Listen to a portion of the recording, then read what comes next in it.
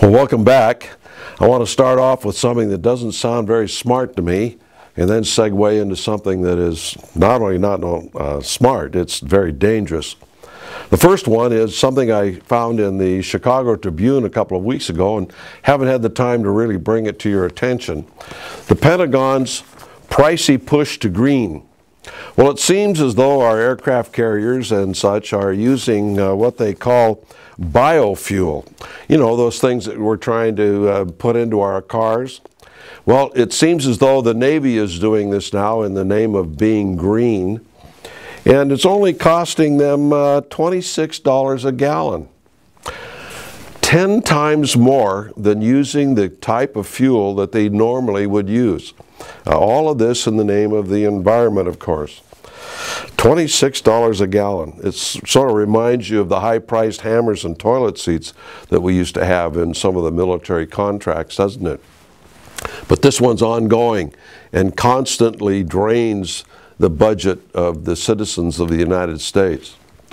One of the things that's happening now in Europe, and you probably noticed it, is that they're selling us a number of different things in the name of things that are to our advantage. It's good for job, it's good for business, etc., etc. Well, they're doing the same thing with the Ukrainians right now.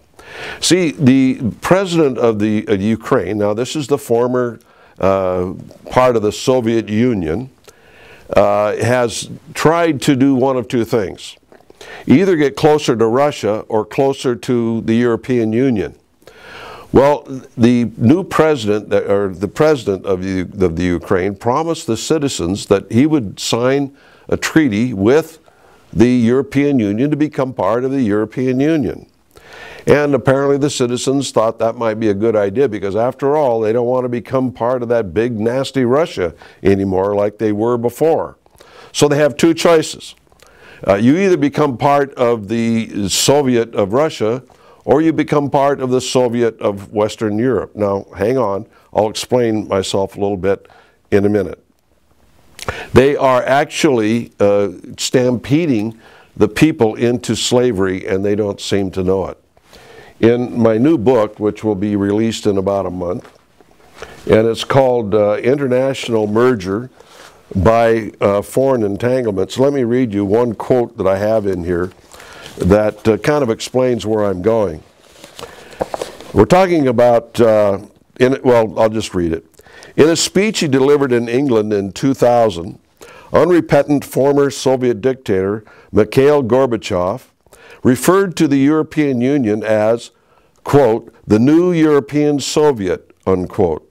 He added that it will become a, quote, common European home, unquote, and would eventually include Russia and all of the nations that had been dominated by the former USSR.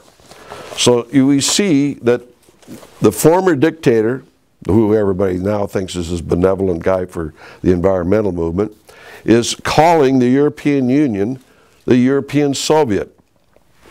The master plan for Europe has been, in the last 200 years, to unite all of Europe from the Atlantic to the Urals under international socialism. That's been the plan. Various people have tried to implement it, including Hitler and Stalin, and have failed. But under this new sort of propaganda that they're putting out there for all these people, they're convincing them that this is a good thing. If we just get all of Europe together.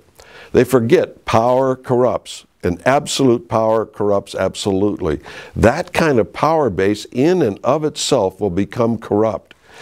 Don't even think for a moment about the socialists and former communists who now rule these nations of Europe. Just put that out of your mind for a minute. The very fact, even if this is a benevolent thing, of creating a superpower like that will corrupt it. It will become a corruption in and of itself because it is so big. And it will always accumulate more power and more power and more power. Power seeks more power until it's stopped. And that's what's going on in Europe. So what we see is the people in the Ukraine and Kiev rioting in the streets, course, these are controlled riots, you understand. There's no such thing as a spontaneous riot where people show up at a given spot at a given moment and all decide to be disorderly against the government. It is organized. It is always organized. And that's something to never forget. Riots are not spontaneous. They are very well organized, sometimes weeks and months in advance. At any rate, what they're doing is giving two false alternatives to the Ukrainians. Either you become part of Russia again, or you become part of the European Union. And the people want to become part of the European Union because they remember Russia, and they don't want to be part of that. Oh, heavens, don't do that. And so they're reacting. The actions and the reaction, they are reacting the Ukrainians into something that Russia will be part of anyway and probably already controls. Now, why do I say that? Simply because of all the nations that are already part of the European Union that are run by so-called ex-communists. And those that have been and are being run by international socialists. And the international socialists have long been controlled out of Moscow. Anybody that's done their homework on this sort of thing knows that. They know that communism didn't die. It was a massive ruse to do exactly what they're doing now, to unite all of Europe when they weren't able to do it before under the scepter or specter of communism. Now it's just getting together for peace. And after all, it's good for the economy too, isn't it? And so now that's what they're selling us with Iran. Iran deal opens door for businesses. Isn't that nice? So we do all these things and create all these problems and come up with these new treaties and these new deals, but don't worry, it's good for business. That's sort of like saying that trading with Hitler was good for business. Trading with Imperial Japan was good for business. Yeah, it was for a while until it produced war. And that's what's going on today. These deals are ultimately going to lead to war. Now, why is this all important to Americans relative to whether the Ukrainians go into the European Union or not?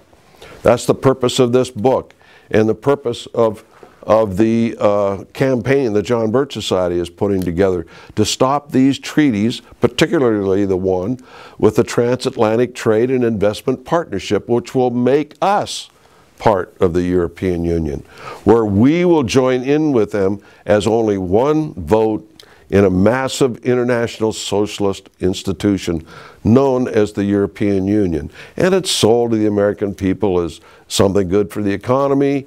After all, we all want peace. Well, you know, there's different kinds of peace. There's the peace of being, you know, getting along with your neighbors. But then there's also the peace of the graveyard. And that's the one that we're concerned about. You know, yes, you may not have a war, but if you're enslaved, what does it matter whether you have war or not? If you die, if you're told what to do every day at the whim of the government. These things still happen around the world, and they're going to happen in Europe as soon as they get it all together. I've had enough experience with these people in Europe to know that what they have in mind is to drag us into this international socialist unit called the European Union, and I don't know what they'll call it after that. But it'll be a big part of the United Nations. And if we stop them, then it will, they'll segue into something else to try and drag us in to international entanglements. And we have to understand why George Washington said, don't get involved with them. Why Jefferson said, don't get involved with them. Commerce, yes. Entanglements, no. And what these treaties are entanglements. By the way, just to sum it up, not sum that up, but to kind of close it out, there's an article in the Wall Street Journal this morning called Uninsured Driver Dilemma. And apparently, nationally, nearly 14% of the drivers in this country do not have insurance to be on the highway. Now, it's even worse in some of the states where it's mandatory that you have insurance to be able to drive. Now, these statistics do not include illegal aliens. It's just mainly the citizens. So you're telling me that 14% of the American people that drive don't have driver's insurance, automobile insurance? Now think about that one when it comes to Obamacare. So you're saying that you're going to get everybody involved in Obamacare? You can't get everybody involved in buying something as simple as driver's insurance to drive on the highways. It doesn't compute, as they say. Until next week, we'll see you then.